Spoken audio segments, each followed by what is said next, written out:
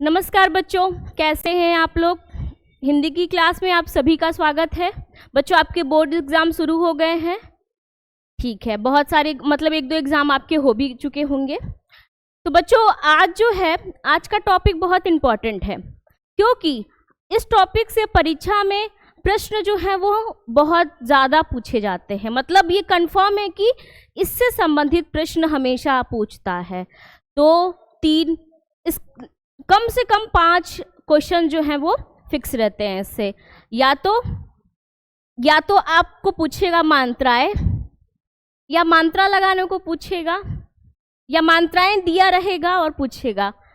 अब आपको पता चल गया होगा आज का टॉपिक क्या है, छंद। Very good. क्योंकि मात्राएं किस में होती हैं, किस में लगाई जाती हैं, पंक्तियों में, छंद में लगाई जाती हैं। चलिए देखते हैं पहले छंद क्या होता है। छंद शब्द छद धातु से बना है। ठीक है, छंद शब्द जो है वो किस धातु से बना है, छद धातु से बना है। ये सारे परिभाषा आपसे पूछेगा नहीं, जो पूछेगा उसके सामने हम आपको इम्पोर्टेंट लगा देंगे। आप उसको ध्यानपूर्वक थोड़ा और अच्छे से उसको पढ़ लीजिएगा। ये सारी चीज़ें बस आपके समझने के लिए हैं। ठीक है बच्चों, तो देखिए छंद शब्द जो है वो छद धातु से बना है, जिसका अर्थ होता है आह्लादित करना या खुश करना। ठीक है, छद धातु से बना है और इस छद का अर्थ क्या होता है, खुश करना। ठीक है, चलिए छंद का दूसरा नाम क्या है, पिंगल। क्यों नाम है पिंगल, क्योंकि छंद शास्त्र, ठीक है, छंद शास्त्र के जो आदि प्रणेता थे कौन थे, पिंगल मुनि। पिंगल मुनि के द्वारा छंद शास्त्र की रचना की गई थी और इसी में सबसे पहले छंद का उपयोग किया गया था। इसीलिए छंद को पिंगल भी कहते हैं। क्यों, पिंगल मुनि ने इसे प्रतिपादित किया था। ठीक है, चलिए छंद की प्रथम चर्चा ऋग्वेद में हुई थी। 4 वेद है, ठीक है, तो सबसे पहला क्या है, प्राचीन क्या है, ऋग्वेद। तो छंद की चर्चा सबसे पहले किस में हुई थी बच्चों, ऋग्वेद में हुई थी। गद्य की अपेक्षा पद में, अर्थात कहानी की अपेक्षा काव्य में, कहानी की अपेक्षा काव्य कविता में, पद में छंद का प्रयोग अधिक किया जाता है। ठीक है, चलिए अतः हम यह कह सकते हैं कि अक्षरों की संख्या एवं क्रम, मात्रा, गणना तथा यति गति से संबंध विशिष्ट नियमों से नियोजित पद रचना क्या कहलाती है, छंद कहलाती है। आप कविता देखते हो, कविता आप लिखते हो तो क्या होता है, एक वो लय में बनी रहती है। ठीक है, ऐसा नहीं है कि ऊपर का कुछ और नीचे का कुछ और हो रहा है। पंक्तियां जो हैं आपस में मिली हुई लगती है ना। तो वही चीज ये क्या है कि जो अक्षरों की संख्या कितनी, एक चरण में कितनी संख्या रखनी चाहिए, कितनी मात्राएं होनी चाहिए, इन सब का विशिष्ट नियम नियोजित, मतलब इन सब को नियोजित करना ही क्या कहलाता है बच्चों, छंद कहलाता है। ठीक है, चलिए अब है छंद के भेद। छंद के भेद, कितने प्रकार के छंद होते हैं, तो 4 प्रकार के होते हैं। कौन कौन से, मात्रिक, वर्णिक, वर्णिक वृत्त, इसको उभय भी कहते हैं। ये इसका अन्य नाम उभय छंद भी है, तो आप इसे नोट डाउन कर लीजिएगा। वर्णिक वृत्त आए या उभय छंद आए, एक ही है। ठीक है, मुक्तक छंद। ठीक है, कितने भेद है छंद के, 4 है। क्वेश्चन ये भी पूछ सकता है, छंद के प्रकार बताइए। तो छंद के कितने प्रकार हैं, 4 प्रकार हैं। कौन कौन से, मात्रिक छंद, वर्णिक छंद, वर्णिक वृत्त छंद और मुक्तक छंद। ठीक है, चलिए अब मात्रिक छंद क्या होता है, ये छंद सबसे इंपॉर्टेंट है। ठीक है, मात्रिक छंद से क्वेश्चन जो है वो एग्जाम में पूछे जाते हैं, तो इसको ध्यान से पढ़िएगा। मात्रिक छंद क्या होता है, परिभाषा देखिए, मात्राओं की गणना के आधार पर, मतलब अर्थात मात्रा के गिनने के आधार पर जिस छंद की रचना की जाती है उसे हम लोग क्या कहते हैं, मात्रिक छंद कहते हैं। ठीक है, इन छंदों में मात्राओं की समानता का पूरा ध्यान रखा जाता है। अर्थात इसमें, इसके चरण में क्या ध्यान रखा जाता है, वर्णों का चरण ना रख के मात्रों का चरण जो है, मात्रों की को ध्यान में रखा जाता है कि उनकी मात्राओं में क्या हो, समानता हो, तो वहां पे क्या होगा बच्चों, मात्रिक छंद होगा। वर्णों की समानता का ध्यान नहीं रखते हैं, कोई भी वर्ण मतलब वर्ण की समानता का ध्यान नहीं रखते, लेकिन किसका ध्यान रखेंगे, मात्राओं का, तो वहां पे क्या होगा, मात्रिक छंद होगा। देखिए कैसे, एक बात और याद रखिएगा, सबसे इंपॉर्टेंट ये है कि आप छंद का कैसे हम लोग काउंट करते हैं, ये याद रखिए। चरण क्या होता है बच्चों, चरण क्या होता है, देखिए ये क्या है, ये आपका चरण है, ठीक है। उसके बाद एक छंद में एक टर्म यूज होता है बच्चों, गुरु, ठीक है। क्या होता है, गुरु और लघु, ये क्या है, मात्राएं हैं, क्या है, मात्राएं हैं, ठीक है। गुरु को हम लोग क्या कहते हैं, दीर्घ, ठीक है, और लघु को ह्रस्व, ठीक। अब इस गुरु का चिन्ह क्या है बच्चों, गुरु का चिन्ह है ये एस, अंग्रेजी अक्षर का कैपिटल एस क्या है, हमारा गुरु का चिन्ह है। वहीं लघु का क्या है, आई, अंग्रेजी अक्षर का आई, ठीक है। तो मात्रा कैसे देते हैं, लघु कैसे लगाते हैं, ये और ये लगाते हैं, और वहीं पे गुरु क्या है, ये कैपिटल एस है, ठीक है।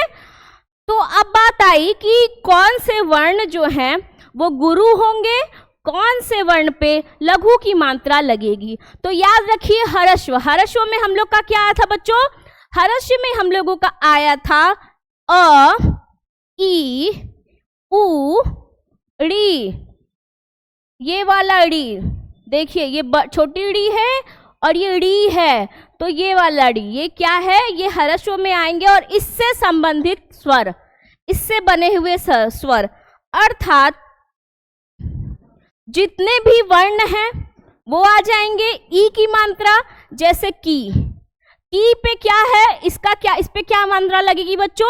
अब आप कहोगे कि ई की मात्रा है तो यहाँ पे लघु लगेगा, नहीं गुरु लगेगा, नहीं, यहाँ पे क्या होगा, लघु होगा। वहीं आज देखिए राम है, ठीक है, राम है, म आ रहा है तो ये क्या है, ह्रस्व स्वर में आ जाएगा। यहाँ पे र पे आ की मात्रा है तो इसकी मात्रा की गणना ऐसे करते हैं, ठीक है। इसको हम लोग कैसे लिखेंगे, ऐसे लिखेंगे, ठीक है। तो ये याद रखिए कि ह्रस्व स्वर में या लघु की मात्रा किस पे लगेगी, अ, ई, उ, ड़ी और इनसे संबंधित, इनसे बने हुए वर्णों पे किसकी मात्रा लगेगी, लघु की। वहीं गुरु की मात्रा किस पे लगेगी बच्चों, दीर्घ स्वर के क्या क्या थे, आ था, ई था, उ था, ड़ी था, ए, ऐसे इत्यादि, ठीक। इनसे बने हुए और अधिक वर्ण क्या किसकी मात्रा लगेगी, गुरु की। लघु की किस पे लगेगी, ह्रस्व स्वर वाले वर्णों पे किसकी मात्रा लगेगी, लघु की, और गुरु की दीर्घ स्वर वाले वर्णों पे। क्लियर हुआ। अब बात आई गणना कैसे करते हैं, मात्रों की गणना कैसे करते हैं। तो ये जो गुरु का जो चिन्ह है इसको हम लोग मानते हैं 2, इसकी संख्या क्या रखते हैं, 2 रखते हैं, और ये लघु की संख्या कितनी है, इसकी संख्या 1 रखते हैं। अर्थात अगर हम राम लेते हैं, राम में कितनी मात्राएं हुई, आ की मात्रा है तो 1 गुरु 1 लघु हुआ, अर्थात इसका क्रम कितना हुआ, 3, 2, 1, 3। ऐसे हम लोग क्या करते हैं, गणना करते हैं। आया क्लियर हुआ बात। चलिए, हमेशा गुरु जो है बड़ा है, गुरु क्या है, उसका नंबर कितना है, 2 है, और लघु क्या है, छोटा है, उसका नंबर 1 है, ठीक है। चलिए अब देखिए इसको गिनते कैसे हैं। चलिए आइए देखिए, यहाँ पे समझते हैं। राम नाम सुंदर कर तारी, संशय विहग उड़ाव हारी, ठीक है। अब देखिए यहाँ पे क्या है, आ है, दीर्घ स्वर है, तो मात्रा किसकी लगी बच्चों, गुरु की लगी। म क्या है, आ रहा है, अवर्ण है, तो यहाँ पे क्या है बच्चों, मात्रा किसकी लगी, लघु की लगी। हुआ ना। हुआ कि नहीं हुआ? यहाँ देखिए, यहाँ क्या है? आ है, तो मात्रा क्या है? एक गुरु और एक लघु। क्या है? राम। अब वहीं पे नाम ले लीजिए, न पे आ की मात्रा है, एक गुरु और एक लघु। अब एक बात आई चंद्र बिंदु और अनुस्वार पे, ठीक है, उसको भी मात्रा में काउंट करते हैं। तो याद रखिएगा कि यदि अनुस्वार है तो वे सदैव गुरु होगा। वहीं यदि चंद्र बिंदु है, किसी शब्द पे चंद्र बिंदु है, तो वहां पे क्या होगा? वहां पे लघु होगा, लघु की मात्रा लगेगी। किसी शब्द में, शब्द के ऊपर चंद्र बिंदु है तो उसकी मात्रा क्या होगी? लघु होगी। किसी शब्द में अनुस्वार है, वहां पे किसकी मात्रा लगेगी बच्चों? गुरु की मात्रा लगेगी। चलिए, अब क्या है? ये सुंदर न आ रहा है, अनुस्वार है, तो यहाँ पे चूंकि यहाँ पे क्या है? ऊ की मात्रा है, तो नियम के अनुसार यहाँ पे लघु की मात्रा होनी चाहिए था, 3 लघु होना चाहिए था। लेकिन नियम ये भी कहता है कि यदि ये अनुस्वार है तो अनुस्वार को सदैव हम लोग गुरु मानते हैं। तो क्या है? स पे अंक की अनुस्वार है, स पे, तो हम लोग क्या लिख दिए? गुरु। अब द र लघु हो गया, ये लघु हो गया। अब कर, कर पे कोई मात्राएं हैं, सिंपल सा ये याद रखिएगा, छोटी ई, छोटा ऊ और अ और चंद्र बिंदु डी, ये किस में आएंगे बच्चों? ये लघु में आएंगे। बाकी जितने हैं सब उठा के आप डाल दीजिए गुरु में, ठीक है। देखिए कैसे, अब यहाँ पे ये हो गया। अब सुंदर, ऊ तो है, छोटा ऊ तो है, लेकिन स पे क्या आ गया है? अनुस्वार आ गया है, तो मात्रा किसकी लग जाएगी? गुरु की। उसके बाद दर लघु, कर, कर में कोई मात्रा नहीं है, तो ये क्या है? लघु है। तारी, तारी देखिए क्या है? त पे मात्रा है, र पे मात्रा है, तो क्या होगा? मात्रा क्या कहलाएगा? गुरु कहलाएगा, ठीक है। अब ये देखिए क्या कह रहा है? मात्राओं की समानता।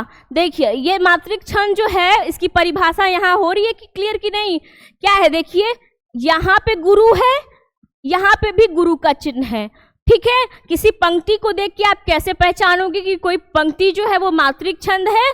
जब किसी पंक्ति में, चरणों में क्या हो? मात्राओं में समानता हो। जैसे यहाँ पहले चरण की मात्रा कितनी है? 2 गुरु हैं, दूसरे चरण में भी 2 गुरु हैं, तो ये क्या होगा? मात्रिक छंद कहलाएगा।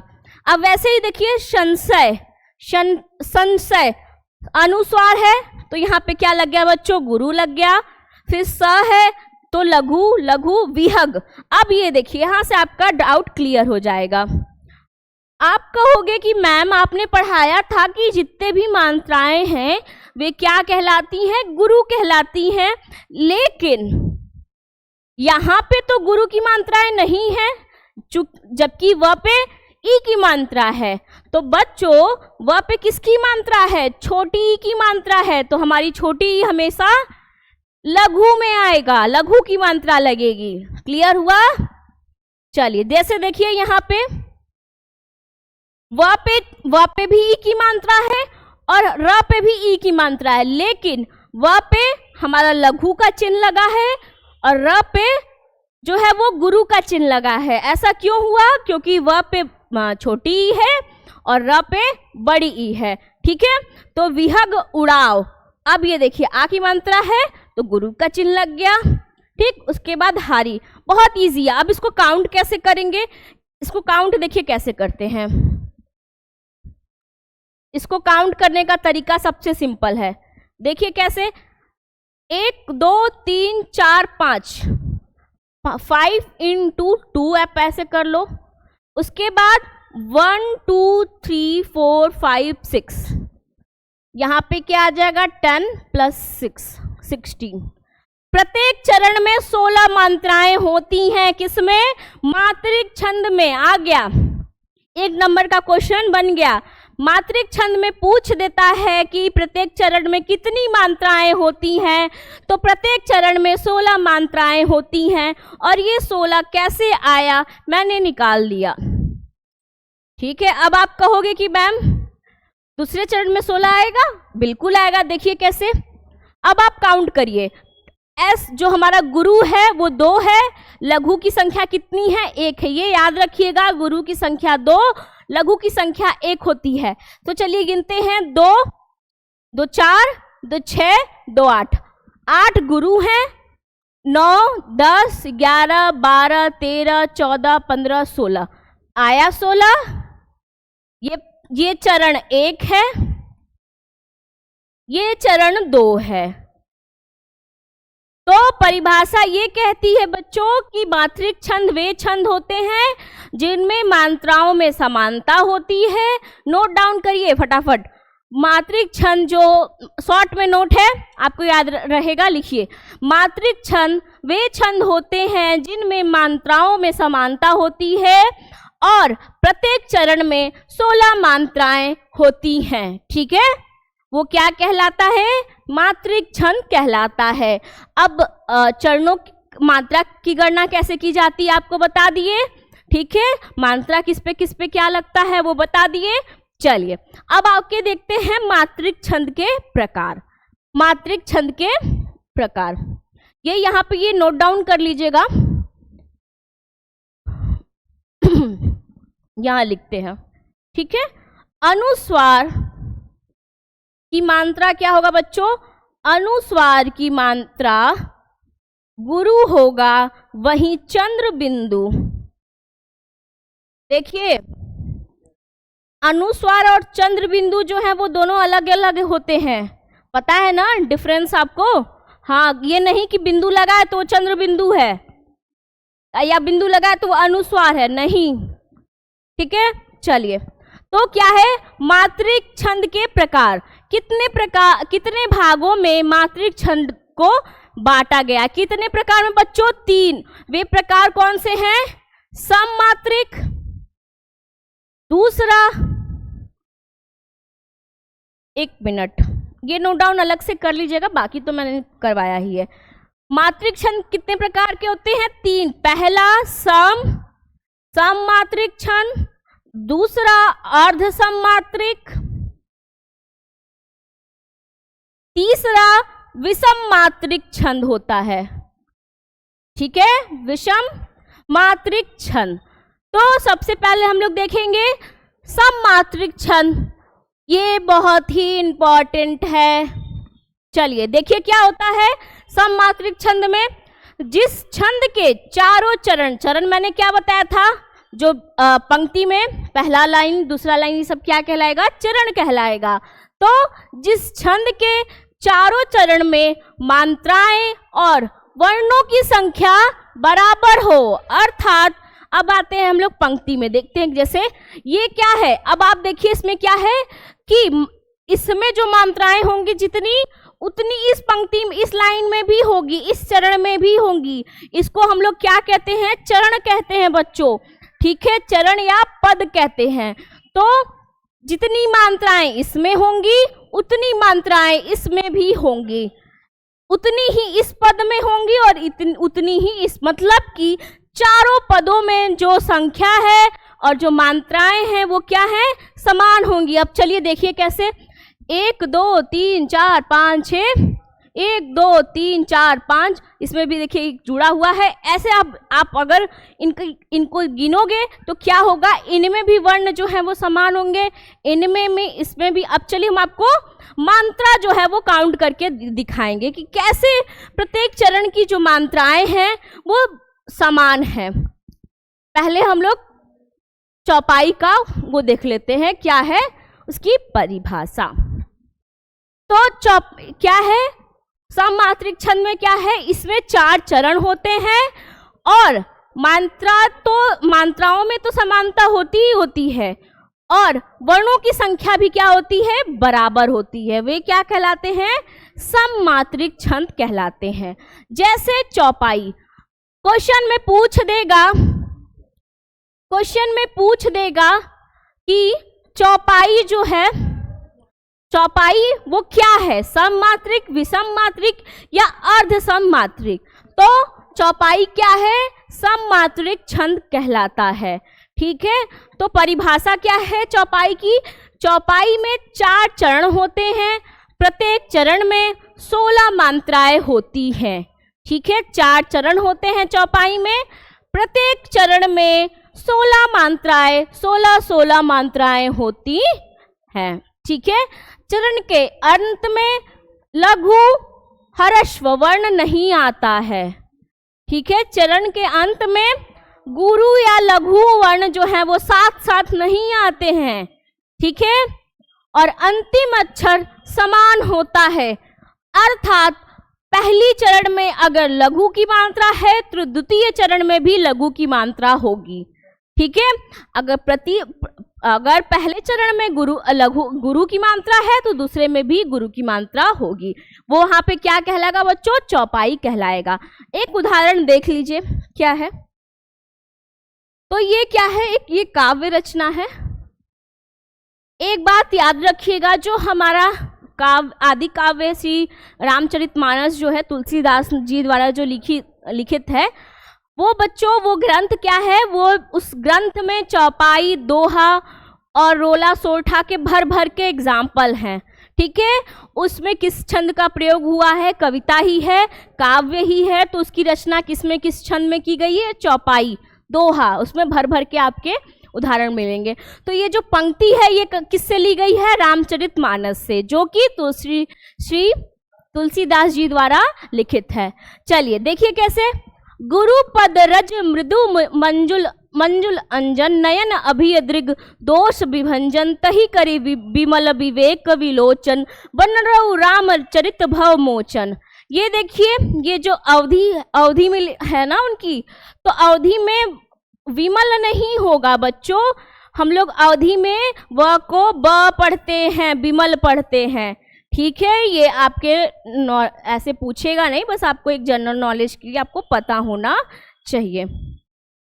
ठीक है, तो अब ये क्या है? चौपाई है। अब मात्रा की गणना कैसे करते हैं? हम लोगों ने एग्जाम्पल में पढ़ा था क्या? प्रत्येक चरण में 16 मात्राएं होती हैं, अर्थात इसमें कितनी मात्राएं होंगी? 16। इस चरण में कितनी मात्राएं होंगी? 16। इसमें भी 16 और इसमें भी 16। अब एक और बात कही गई थी कि जो अंतिम अक्षर है उसमें समानता होगी। अंतिम अक्षर न न न न, इसमें क्या है? समानता है। तो ये पंक्ति क्या कहलाएगी? चौपाई। सिंपल, अगर आप काउंट करने जाओगे आपको बहुत टाइम लगेगा। आप ये देखो, अंतिम अक्षरों में क्या है? समानता है। ठीक है, तो ये क्या होगा? चौपाई होगा। लेकिन अभी इसको हम लोग क्या करेंगे? मात्रा को गिनेंगे। कैसे? देखिए, गुरु, अब ये देखिए र पे ऊ की मात्रा है। ये जो ये गुरु पे ये जो मात्रा है ये जो है वो छोटे ऊ की मात्रा होती है, और एक होता है ऐसे, वो क्या कहलाएगा? ऊ। ठीक है, क्या कहलाएगा? ऊ कहलाएगा। ठीक है, तो क्या है यहाँ पे? ग पे ऊ की मात्रा, कौन से ऊ की? ह्रस्व वाले ऊ की है। ठीक है, तो मात्रा किसकी लगी? लघु की। पद कोई मात्रा नहीं है, तो किसकी चिन्ह किसका लगेगा? लघु का। गुरु पद रज, इसमें कोई भी मात्रा नहीं है, तो क्या लगेगा? लघु लगेगा। अब आप कहोगे कि मैम गुरु पे तो है, क्यों हम लोग लघु वहां लगाए हैं? यहाँ पे गुरु की मात्रा होगी? नहीं होगी बच्चों। क्यों? क्योंकि गुरु पे किसकी मात्राएं हैं? ह्रस्व वाले ऊ की है। ठीक है, तो इसीलिए यहाँ पे हम लोग लघु चिन्ह का प्रयोग करेंगे। अब मृदु, अब देखिए यहाँ पे क्या है? री है, ये भी ह्रस्व वर्ण में आते हैं। ऊ है, ये भी ह्रस्व वाले वर्ण है। मंजुल अंजन, मंजुल अनुस्वार आ रहा है, मंजुल अनुस्वार आ रहा है, तो मात्रा किसकी लग गई बच्चों? गुरु की मात्रा लग गई। वहीं अंजन अनुस्वार आ रहा है, तो मात्रा गुरु की लग गई। अब इसको चलिए काउंट करिए, देखिए 16 आता है। देखिए कैसे 16 आएगा। 1 2 3 4 5 6 7 8 9 10 11 12। ठीक है, 13 14 15 16 आ गया 16। प्रत्येक चरण में 16। अब इसको काउंट करिए, देखिए इसमें आ रहा है 16। देखिए कैसे, 3 3 6 7 8 9 10 11 12 13 14 15, कहीं मिस्टेक हो गया, 16। देखिए कैसे 1 2 3 4 5 6 7 8 9, 10, 11, 12, 13, 13 ये हो गया, 14, 15, 16। रुकिए, यहाँ पे कुछ गलत हुआ है।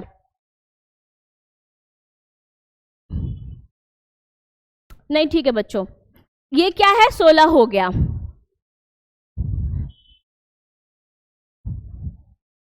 ये एक मात्रा एक्स्ट्रा लग गई है, इसको हटा दीजिए। देखिए क्यों, ये इसका ये है, इसका ये है, इसका ये है, इसका ये, इसीलिए तो हम कह रहे थे कि वो 17 आ रहा है। ठीक है, ठीक, ये नहीं रहेगा, ये इसका है, ये इसका, ये इसकी मात्रा है, ये इसकी मात्रा है। ठीक है, ये एक्स्ट्रा है। तो इसमें भी क्या है, 16 इसमें भी मात्राएं हैं। अब तीसरे चरण में चलिए, देखिए इसमें 16 मात्राएं हैं, कैसे करेंगे काउंट। 1, 2, 3, 4, इसको एक एक नंबर देते हैं, तो 1, 2, 3, 4, 5, 6, 7, 8, ये क्या है, 2 है, तो 9, 10, 11, 12, 13, 14, 15, 16 आ गया। इस चरण में भी कितनी मात्राएं हो गई बच्चों, 16 हो गई। अब चौथे चरण में देखते हैं, क्या चौथे चरण में भी 16 मात्राएं हैं।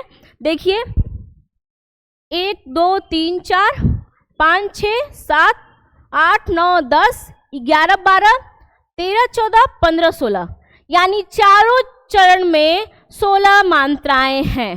तो चौपाई क्या हुई बच्चों, नोट डाउन करिए। जिस छंद में अंतिम अक्षर सामान्य हो तथा प्रत्येक चरण में 16 मात्राएं हो, वो क्या कहलाएंगी, चौपाई कहलाएंगी। क्वेश्चन पूछता है कि चौपाई में प्रत्येक चरण में कितनी मात्राएं होती हैं, तो 16 होती हैं। ठीक है, कैसे आती होती हैं ये भी बता दिए, मात्रा कैसे लगती है वो भी मैंने बता दिया। अब आपको थोड़ा कंफ्यूजन होगा, बताते हैं। ये देखिए बरनऊ है, अनुस्वार नहीं है बच्चों, ये चंद्र बिंदु है। चंद्र बिंदु सदैव लघु होता है, ये मैंने बताया है। विभंजन अनुस्वार आ रहा है, अनुस्वार सदैव गुरु होता है। ठीक है, अब देखिए मोचन में क्या है, ओ की मात्रा है, दीर्घ स्वर है, तो मात्रा गुरु की लगेगी। च पे क्या है, ह्रस्व स्वर आ रहा है, तो मात्रा लघु की लगेगी।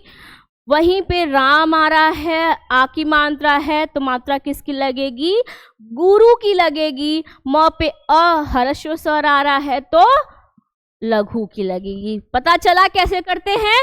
चलिए अब यहाँ पे आप कंफ्यूज हो गए इस वर्ड में। देखिए क्या लिखा है, ये दीर्घ लिखा है। ठीक है, आपको मैंने कहा था जो री है, ये वाला री, ये हमारा दीर्घ स्वर में आता है। ठीक है, तो इसकी जो मात्रा होगी वो क्या होगी, लघु की मात्रा होगी। जिस किसी शब्द में री की मात्रा आएगी, उस शब्द को हम लोग क्या मानेंगे, लघु मानेंगे। इतना याद रखिएगा। क्लियर हो गया। चलिए, तो ये क्या था बच्चों, चौपाई था। अब दूसरा सममात्रिक छंद का उदाहरण है बच्चों, रोला। ये देखिए टाइपिंग एरर है, इसको सही कर दीजिएगा। रोल लिखा है, ये होगा रोला। थोड़ा टाइपिंग मिस्टेक है, तो हम जो बोल रहे हैं आप उसको ही नोट डाउन करिएगा। तो ये क्या है, रोला। इसमें भी 4 चरण होते हैं, चौपाई की तरह इसमें भी 4 चरण होते हैं। प्रत्येक चरण में 24 मात्राएं होती हैं। जहां चौपाई में 16 मात्राएं थीं प्रत्येक चरण में, वहीं रोला में 24 मात्राएं होती हैं। ठीक है, कितनी मात्राएं होती हैं चरणों में, 24 मात्राएं होती हैं। 11 और 13 मात्राओं पर विराम होता है। हर पद में सम चरण के अंत में दीर्घ या अर्थात गुरु मात्रा होती है। चौपाई में हम लोगों ने देखा था कि लघु और दीर्घ की मात्राएं नहीं थी चरण के अंत में, और अक्षर क्या थे, समान थे। वहीं रोला में क्या है बच्चों, कि चरण के अंत में गुरु की मात्रा होगी। है गुरु की मात्रा, पहले चरण में है, दूसरे में भी है, तीसरे में भी है और चौथे चरण में भी है। तो ये क्या है, रोला है। अब देखिए काउंट कैसे करेंगे, 24 मात्राएं। तो क्या कह रहा है, 11 और 13 मात्राओं पर विराम होगा। है विराम, यहाँ विराम है, यहाँ है, यहाँ है, यहाँ है। इतनी बातें क्लियर हो गई। कि अंत में क्या होगा, दीर्घ की या अर्थात लघु की मात्रा होगी, विराम चिन्ह होगा, विराम चिन्ह के इधर 11 मात्राएं, उधर 13 मात्राएं होंगी। चलिए अब मात्रा की गणना करते हैं। देखिए मात्रा की गणना, इसको कलर चेंज कर देते ताकि आपको समझ में आए। रेड लेते हैं। चलिए मात्रा की गणना, हम आपको बताए थे लघु की मात्रा का कितनी संख्या होगी, 1, गुरु की मात्रा का 2। जहां जहां पे गुरु की मात्रा है वहां पे हम लोग संख्या 2 लेंगे, जहां जहां लघु की मात्रा है वहां संख्या 1 लेंगे। देखिए उठो क्या है, गुरु है, ठीक है। उठो उठो हे वीर, आज तुम निद्रा त्यागो, करो महासंग्राम, नहीं कायर हो भागो, तुम्हें वरेगी विजय, अरे यह निश्चय जानो, भारत के दिन लौट आएंगे मेरी मानो। ठीक है, ये पंक्ति दी गई है। अब हमें इसमें बताना है कि कौन सा छंद है। तो रोला छंद का उदाहरण क्या था बच्चों, कि लास्ट 4 चरण होंगे, चरण तो 4 हैं, लास्ट में लघु की गुरु की मात्रा होगी, लास्ट में गुरु की मात्राएं हैं, विराम चिन्ह होगा, विराम चिन्ह होगा। अब देखते हैं मात्राएं। देखिए 11 मात्राएं हैं कि नहीं इधर, तो इसको मैंने क्या, लघु का मैंने 1 बताया था, गुरु का हमने 2 बताया था। तो 1 और 2 3 हुए, 3 4 5 6 7 8 9 10 11, ये कितने हुए, 11 है। 11 के बाद विराम है। अब ये 13 होने चाहिए, 3, ठीक है 3। ये देखिए बच्चों, ये टाइपिंग एरर है, इसको आप सही कर लीजिएगा। टाइपिंग एरर क्या है, मैंने अभी आपको बताया कि जो ह्रस्व वाले जो स्वर हैं वो सदैव बच्चों लघु में आते हैं। यहाँ पे क्या है, ऊ की मात्रा है, लेकिन मात्रा किसकी लगी है, गुरु की। मिस्टेक हो गया, टाइपिंग एरर है, तो ये यहाँ पे आप सही कर लीजिएगा। ये ना हो करके क्या होगा, ये ना हो करके क्या होगा बच्चों, रुकिए, ये ना हो करके इसकी मात्रा ये है, इसको आप ये काउंट करिएगा। ठीक है, आपको आसानी रहेगी समझने में। ये है, ठीक है, इसकी मात्रा ये है, ठीक। और यहाँ पे क्या है, ये 1 हटा दीजिए, ठीक। तो अब आप काउंट करेंगे, 1 सेकंड हम इसको हटा ही देते हैं, आपको कंफ्यूजन नहीं होगा।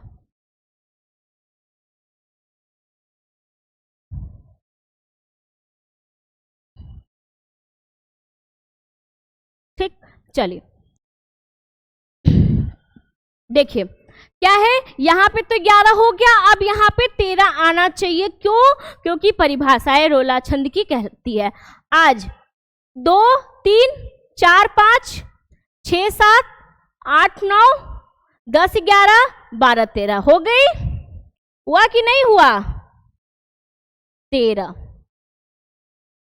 क्या कह रहा है परिभाषा रोला छंद का, 11 और 13 के मात्राओं पर क्या होगा, विराम होगा। 11 मात्रा के बाद भी विराम है, 13 मात्रा के बाद भी ये क्या है, पूर्ण विराम चिन्ह है, ये अल्प विराम चिन्ह है। ठीक है, क्या आपको मैंने विराम चिन्ह पढ़ाया था, आप अभी भी नहीं पढ़े हो बच्चों, तो आप जाके प्लेलिस्ट में दी गई है वीडियो, आप जाके वहां पे पढ़ सकते हो, ये इंपॉर्टेंट है आपके लिए। ठीक है, तो यहाँ पे आपको क्लियर हो गया। अब क्या कह रहा है, 24 मात्राएं होंगी प्रत्येक चरण में, ऐड कर दीजिए, 24 आए ना, अर्थात प्रत्येक चरण में 24 मात्राएं होंगी। ठीक है, आप इसको काउंट करिए, ये भी 24, ये भी 24, ये भी 24 होंगे। काउंट करके आप कमेंट बॉक्स में मुझे बताइए कि क्या सच में प्रत्येक चरण में 24 मात्राएं हैं।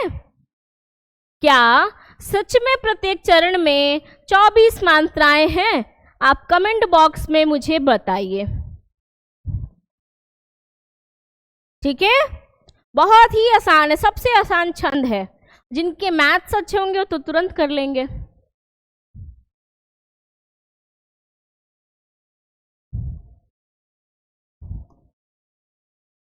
ठीक है, आप कमेंट करके मुझे बताइए। अब रही बात मात्राएं कैसे लगे हैं, देखिए यहाँ तक तो आपको कंफ्यूजन नहीं होगा। क्यों? क्योंकि आपको पता है ओ की मात्रा है, दीर्घ स्वर है, तो गुरु की मात्रा लगेगी।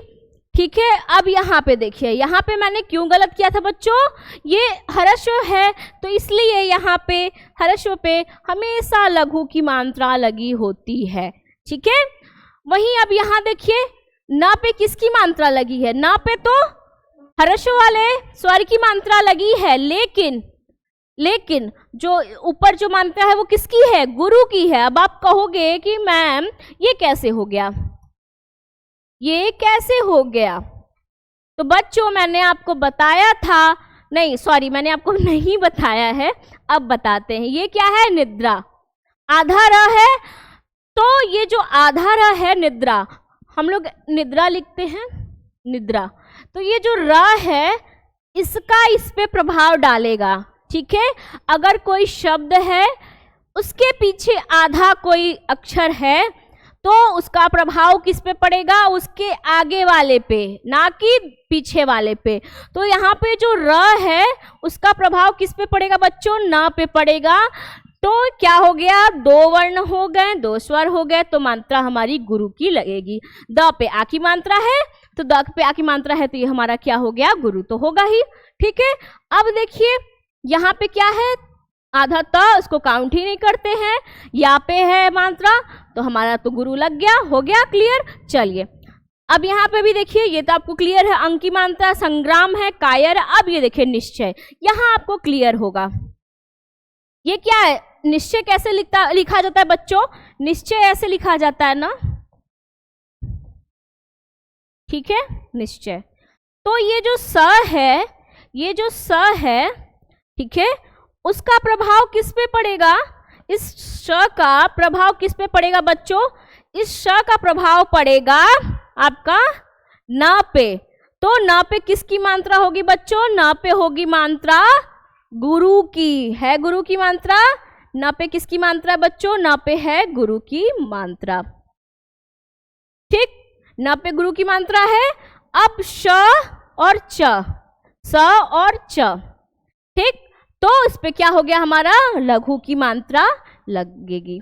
ठीक है, क्लियर हुआ, कैसे हुआ है, चलिए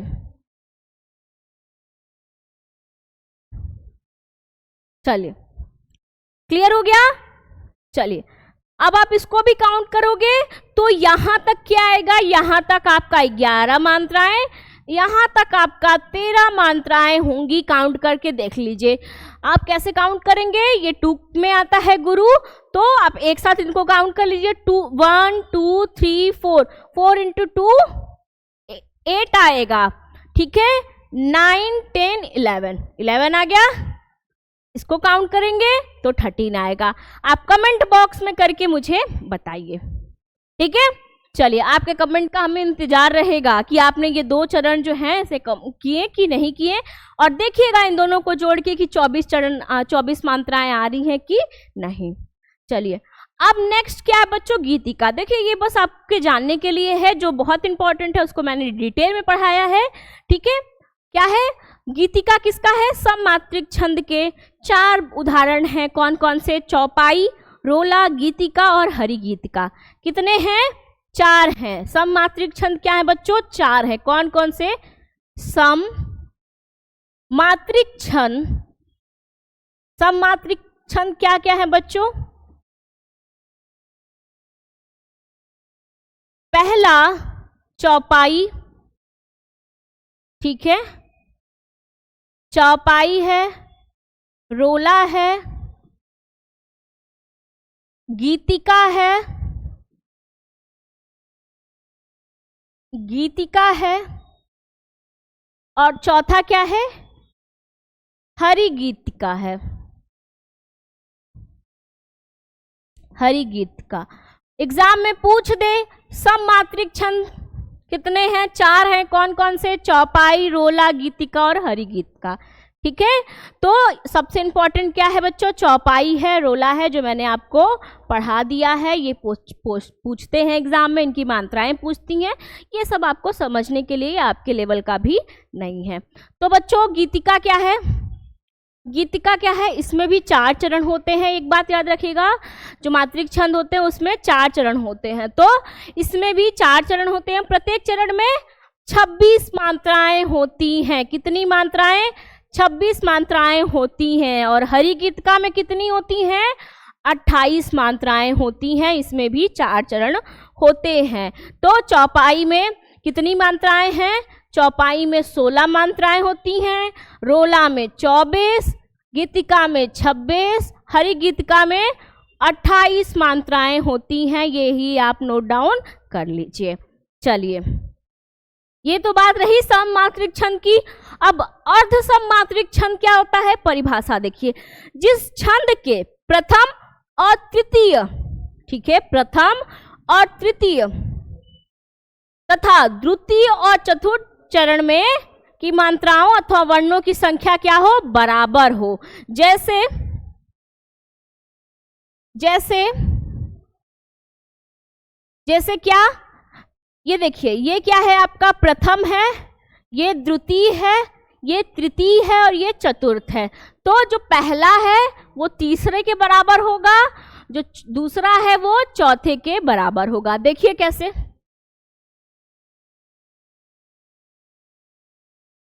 देखिए कैसे।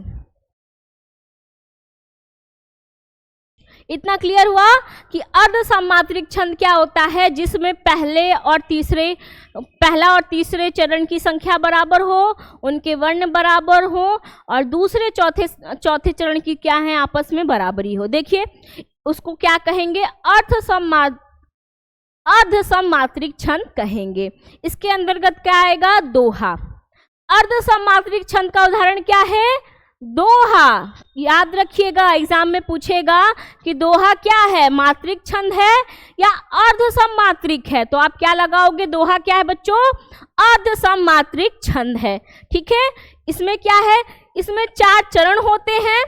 प्रथम और तृतीय चरण में 13 एवं द्वितीय और चतुर्थ चरण में 11 मात्राएं होती हैं। दोहा में 4 चरण होते हैं। पहले और तीसरे चरण में 13 मात्राएं, दूसरे और चौथे चरण में 11 मात्राएं होती हैं। एग्जाम में पूछ देगा कि दोहा क्या है, सममात्रिक है या अर्ध सममात्रिक छंद है। ठीक है, दोहा में पूछ देगा मात्राएं कैसी होती हैं, या कभी कभी ये दे देता है वे कौन सा छंद है जिसमें पहला और तीसरी मात्राएं 13 होती हैं और दूसरी चौथी मात्राएं 11 होती हैं। तो क्या होता है? दोहा। दोहा होता है। ठीक है, चलिए देखिए क्या है एग्जाम्पल दोहा का। अब उदाहरण देखिए बच्चों, दोहा का क्या है? श्री गुरु चरण सरोज रज। ये देखिए टाइपिंग एरर है बच्चों, बहुत ज्यादा टाइपिंग एरर आ रहा है, इसको आप सही कर दीजिएगा। रज होता है ना, हनुमान चालीसा में हम लोगों ने पढ़ा है, श्री गुरु चरण सरोज रज निज मनु मुकुर सुधारी, बन रऊ रघुबर बिमल जसु जो दायक फलचारी। ठीक है, अब देखिए यहाँ पे मात्राएं मैंने इसलिए नहीं लगाई है कि आपको करके बताएंगे कि कैसे मात्रा को लगाया जाता है। ठीक है, तो श्री यहाँ पे क्या है? दीर्घ है, तो किसकी मात्रा लगेगी? लघु की लगेगी। यहाँ पे क्या है बच्चों? ह्रस्व है, तो मात्रा किसकी लगेगी? गुरु की लगेगी। र पे किसकी मात्रा है? ह्रस्व स्वर की है। ठीक है, चरण पे कोई भी मात्रा नहीं है, तो मात्रा किसकी लगेगी? लघु की। सरोज में क्या है? स पे तो हमारा लघु है, लेकिन र पे मात्रा है तो गुरु का लगेगा। ठीक है, रज। ठीक, ये एक पैराग्राफ हो गया बच्चों, एक चरण है, ये द्वितीय चरण है, ये तीसरा है, ये चौथा है। 4 चरण है दोहे में। दोहे में 4 चरण होते हैं और पहले तीसरे में कितनी मात्राएं होती हैं बच्चों? पहले तीसरे में 13 मात्राएं व द्वितीय और चतुर्थ में 11 मात्राएं होती हैं। अर्थात इन दोनों चरण में 13 मात्राएं होनी चाहिए और इन दोनों चरण में 11 मात्राएं होनी चाहिए। आइए काउंट करते हैं, देखिए कि है कि नहीं, मात्रा जो है वो है कि नहीं। चलिए देखते हैं, काउंट करते हैं। चलिए काउंट करते हैं, देखिए कि पहले चरण में 13 मात्राएं आ रही हैं कि नहीं आ रही हैं। ये किसकी मात्रा लगेगी बच्चों? गुरु की। इसमें 2 लघु, इसमें 3 लघु, इसमें एक लघु, एक गुरु, एक लघु, इसमें 2 लघु। ठीक है, अब क्या है इसमें 2 लघु, 2 लघु, 3 लघु, 1 लघु, 1 गुरु और 1 लघु। ठीक है, अब क्या है इसमें 4 लघु, 4 लघु, लघु, लघु। ठीक है, इसमें सारा लघु ही रहेगा। गुरु मात्राएं हैं, 1 गुरु, 1 लघु, 1 लघु, 1 लघु, 1 लघु, 1 गुरु, 1 लघु। ठीक है, चलिए, तो ये क्या है बच्चों, ये पहला चरण है, ये तीसरा चरण है, ये दूसरा चरण है और ये चौथा चरण है। तो चलिए, क्या कह रहा है परिभाषा दोहा का बच्चों, कि पहला और तीसरा जो है वो समान होगा। देखिए कैसे है, काउंट करिए, देखिए यहाँ तक होगा। ये क्या है, विराम चिन्ह है, विराम चिन्ह के बाद 13 विराम, इधर जो है वो 11 होंगे। काउंट करिए, देखिए है, पहले हम लोग क्या करते इससे 1 2 3 4 5 6, ठीक है, 7 8 9 हो गया, 9 हो गया, 9 10 11 12 13 हो गया। पहले चरण में कितनी मात्राएं हैं, 13 हैं। अब तीसरे चरण में देखिए 13 मात्राएं हैं कि नहीं, काउंट करिए, 1 2 3 4 5 6 7 8 9 10 11 12 13 है। तीसरे चरण भी 13 मात्राएं हैं। ठीक है, अब देखिए दूसरे चरण में क्या 11 मात्राएं हैं, काउंट करिए, 1 2 3 4 5 6 7 8 9 10 11 11 मात्राएं दूसरे चरण में। चौथे चरण में भी 11 मात्राएं होंगी। कैसे, देखिए 1 2 3 4 5 6 7 8 9 10 11 है। हमारी परिभाषा सही हो रही है, तो नोट डाउन करिए दोहा क्या है। प्रत्येक चरण में 4 चरण होते हैं, प्रत्येक चरण में जो है पहला और तीसरा समान होता है, अर्थात उसमें 13 मात्राएं होती हैं, और द्वितीय और चतुर्थ जो हैं वे समान होते हैं, उसमें 11 मात्राएं होती हैं। ठीक है, चलिए, अब अर्ध सम्मात्रिक का दूसरा उदाहरण है बच्चों सोठा। क्या है, सोठा। अब इसकी परिभाषा देखिए, ये दोहे के विपरीत होता है, जस्ट उल्टा। कैसे, इसमें क्या होगा, पहले और तीसरे में 11 मात्राएं और दूसरे और चौथे में 13 मात्राएं होती हैं। देखिए, ठीक है, किसमें पहले और तीसरे में बच्चों 11 मात्राएं, दूसरे और चौथे में 13 मात्राएं होती हैं। हमने किसमें देखा था, दोहा में क्या था, पहला और तीसरे में 13 थे, वहीं दूसरे और चौथे में 11 थे। लेकिन सोठा में क्या होता है बच्चों, कितनी मात्राएं होती हैं, तो सोठा में पहले और तीसरे में कितनी होती हैं बच्चों, 11 और 13। इनको आप ऐड करोगे तो कितनी मात्राएं होंगी, 11 13 ऐड कर दो, 11 13 24 मात्राएं हैं।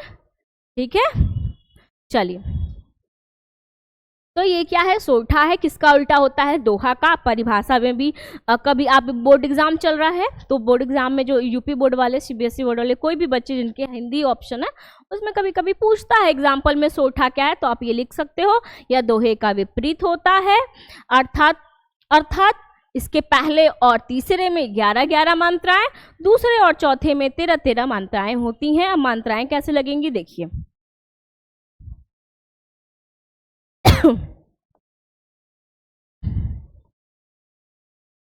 चलिए देखिए कैसे, सुनी है, ये लगेगी मात्राएं। ठीक है, क्या है, ये इसकी मात्राएं लगेगी, सुनी, एक लघु, एक लघु, एक गुरु, एक लघु, एक लघु, एक गुरु, एक गुरु, एक लघु। ठीक है, ये पहला हो गया, ये दूसरा चरण है, तीसरा चरण है, ये दूसरा चरण है, ये चौथा चरण है। ठीक है, यहाँ पे क्या होगा, एक गुरु, एक लघु, एक लघु, एक लघु, एक गुरु, एक लघु, एक लघु, एक लघु, एक गुरु। यहाँ पे एक गुरु, अरे सॉरी, एक लघु, एक लघु, एक गुरु, एक गुरु, एक लघु, एक लघु, एक गुरु, एक गुरु, एक लघु, एक लघु, एक गुरु, एक ये। अब बच्चों उसको काउंट करोगे तो पहला और तीसरा चरण क्या है, 11-11 आएगा, और दूसरा चौथा 13-13 आएगा। चलिए काउंट करते हैं, देखते हैं। 1 2 1 1 2 3 4 5 6 7 8 9 10 11 आ गया। पहले चरण में कितना है, 11 है। अब दूसरे चरण में देखिए कितना आ रहा है, 1 2 3 4 5 6 7 8 9, सॉरी ऐसे गिन लीजिए, 1 2 3 4 5 6 ये हो गया, 7 8 9 10 11 12 13, ठीक है, क्या आ गया, 13। अब यहाँ पे क्या है, 2 2 4 2 6 6 6 12। ये देखिए बच्चों, यहाँ पे जो मात्राएं हैं ना, अब यहाँ पे देखिए, ये देखिए क्या था, जब कभी जो र है, ये र है पहले लगेगा तो उसका परिणाम किस पे, इस पे भी पड़ेगा। हम लोगों ने निश्चय में क्या दिखा, उसमें क्या दिखा था, किसमें हम लोगों में निद्रा में हम लोगों ने देखा जो द पे र आ रहा था, उसके वजह से जो न है वो हमारा जो है वो हमारा क्या हो जा रहा था बच्चों, गुरु बन जा रहा था। लेकिन यहाँ पे र जो है वो प पे आ रहा है, तो उसके वजह से हमारा म भी हमारा क्या बन जाएगा, गुरु बन जाएगा। देखिए कैसे, प पे है तो यहाँ पे ये भी गुरु, ये भी गुरु होगा। क्यों होगा, क्योंकि जो र है वो प पे है, इस वजह से उसका म पे प्रभाव पड़ेगा। ठीक है, चलिए अब इसको काउंट करिए कैसे, 1 2 3 4 4 इंटू 2 8 9 10 11 12 13 आ गया, 13 आ गया। दूसरे चरण में 13 है। अब तीसरे चरण में गिनिए, 1 2 3 4 5 6 7 8 9 10 11 11, ठीक है, ये क्या है हमारे 11 हो गए चितई। इसको काउंट करिए, 1 2 3 4 5 6 7 8 9 10 11 12 13, ठीक है, क्लियर हुआ। तो सोठा क्या है, दोहा का विपरीत होता है। पहला और तीसरे में 11-11, दूसरे और चौथे में 13-13 मात्राएं होती हैं। चलिए,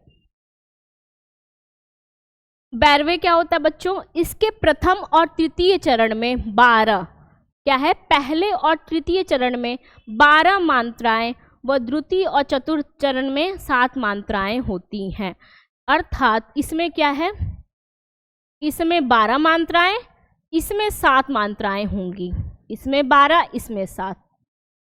कि आप मुझे कमेंट करके बताइएगा कि क्या सच में पहले में इसमें पहले चरण में क्या सच में पहले चरण में जो है वो 12 मात्राएं हैं, इसमें क्या 12 मात्राएं हैं, ये पहला चरण है, ये दूसरा चरण है। तो क्या इसमें ये तीसरा है, सॉरी तीसरा है, और ये दूसरा है, और ये चौथा चरण है। तो आप हमें कमेंट करके बताइए कि क्या है ये, इसमें कितना आएगा, इसमें 12 आएगा। एक मैं कर दे रही हूँ, एक चरण, दूसरे चरण को आप करेंगे खुद से। मुझे कमेंट करके आप ये बताइएगा, आपके लिए ये होमवर्क है। क्या है, कह रहा है पहला चरण में 12 होनी चाहिए, तो इसकी मात्रा क्या है, ये लगेगा अंग, अनुस्वार है बच्चों।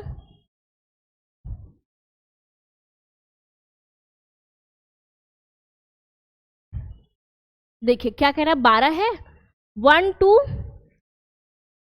2 3 4 5 6 7 8 9 10 11 12 आ रहा है।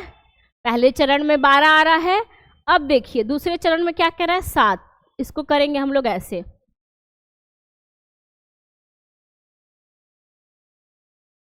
1 1 2 3, ये 3 हो गया, 4 5 6 7 आ गया, 7 आ गया बच्चों।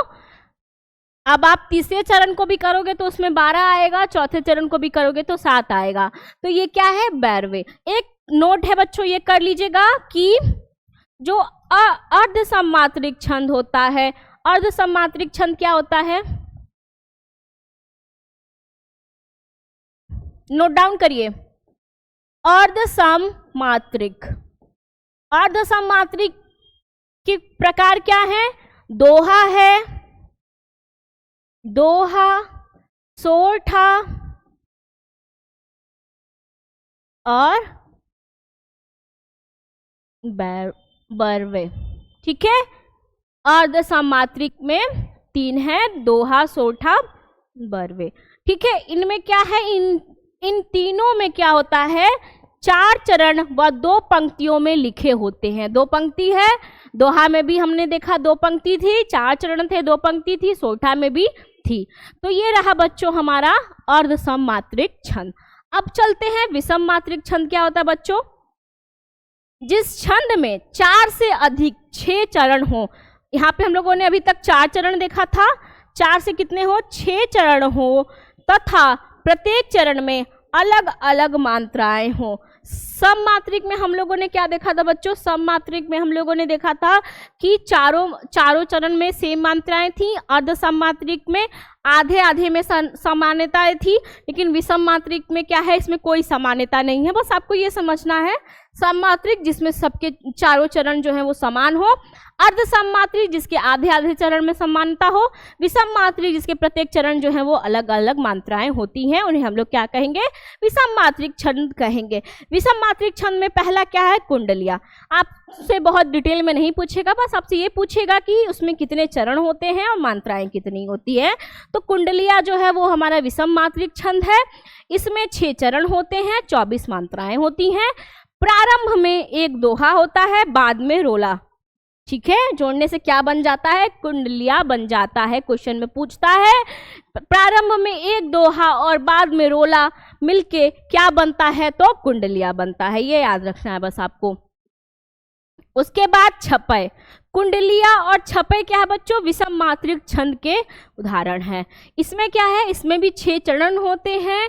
प्रथम 4 चरण में रोला अर्थात 24 मात्राएं, प्रत्येक चरण में 24 मात्राएं हो। प्रथम 4 चरण में 24 मात्राएं होती हैं, बाकी शेष बचे 2 चरण में उलाला होते हैं अर्थात 28 चरण। उलाला जो है वो आपके लिए बहुत इंपॉर्टेंट नहीं है, बस आपको ये याद रखना है कि उलाला में कितनी मात्राएं होती हैं, 28 होती हैं। कितनी बच्चों, 28 मात्राएं होती हैं उलाला में। ठीक है, तो छपे क्या है कि इसमें 6 चरण होंगे, जिसमें से 4 चरण जो है हमारे किससे संबंधित होंगे, रोला से, अर्थात 24 मात्राएं होंगी। और बाकी के जो बचे 2 चरण हैं उसमें उलाला छंद होगा, उलाला छंद होगा जिसमें 28 मात्राएं होंगी बस। अब कुंडलिया क्या था, प्रथम में दोहा, बाकी रोला। ठीक है, चलिए ये तो रहा बच्चों मात्रिक छंद के उदाहरण। अब क्या है, दूसरा छंद का प्रकार क्या है, वडिक छंद। वडिक छंद क्या है, ज्यादा पूछता नहीं है लेकिन फिर भी आपको समझना है। ये क्या है वडिक छंद, केवल जैसे कि नाम से ही है, केवल वर्ण गणना के आधार पर। किसके आधार पर बच्चों, वर्ण गणना। हम लोग अभी वडिक छंद बच्चों जैसा नाम से प्रतीत हो रहा है, यहाँ पे वर्ण की गणना की जा रही है। ठीक है, तो वहां पे क्या होगा, वडिक छंद होगा। मात्रिक छंद में क्या था, मात्राओं की गणना हो रही थी। ठीक है, इन छंद में वर्णों की संख्या और उसके नियम का हम लोग ध्यान रखते हैं। वडिक छंद में, वडिक नाम से ही है, क्या है, सवया। सवया क्या है बच्चों, वडिक छंद है। चाहे जो करो शरणय शरणय ने सर तिहारे, इसका हम अंतरा नहीं लगाएंगे, आप करके बताओगे। ये आपका होमवर्क है। क्यों, क्योंकि मैंने आपको बता दिया, आप इस पे प्रैक्टिस करो, फिर इससे जुड़े हुए क्वेश्चन को जो हम लोग सॉल्व करेंगे तो आपको आसानी रहेगी।